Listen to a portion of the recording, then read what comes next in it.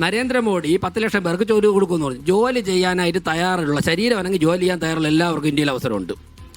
White collar ജോലി മാത്രമേ പറ്റുള്ളൂ എന്ന് പറഞ്ഞുകൊണ്ടിരിക്കുന്നത് കുറച്ച് ബുദ്ധിമുട്ടാണ്. ജോലി ചെയ്യാൻ തയ്യാറാണെന്നുണ്ടെങ്കിൽ ജോലിയുണ്ട്. അതുകൊണ്ടാണ് നരേന്ദ്രമോദിയുടെ ഗവൺമെന്റ് മൂന്നാമതും അധികാരത്തിൽ.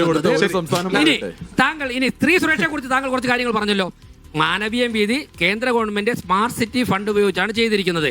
ഇവിടുത്തെ സുരക്ഷയെക്കുറിച്ചൊന്നും ഒരുപാട് പറയട്ടെ സുഹൃത്തെ സ്ത്രീ താങ്കളെ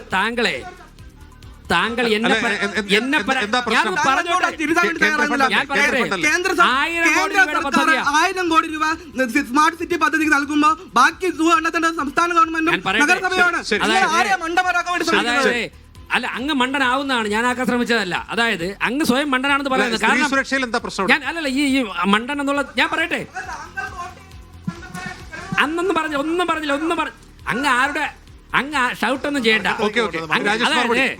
അങ്ങ് മനസ്സിലാക്കേണ്ടത് കേന്ദ്ര ഗവൺമെന്റ് എല്ലാ പദ്ധതികളിലും നിശ്ചിത ശതമാനം ഷെയർ ഗുണഭോക്താവും തദ്ദേശ സ്വയംഭരണ സ്ഥാപനവും സംസ്ഥാന സർക്കാർ ഇടേണ്ടതാണ്.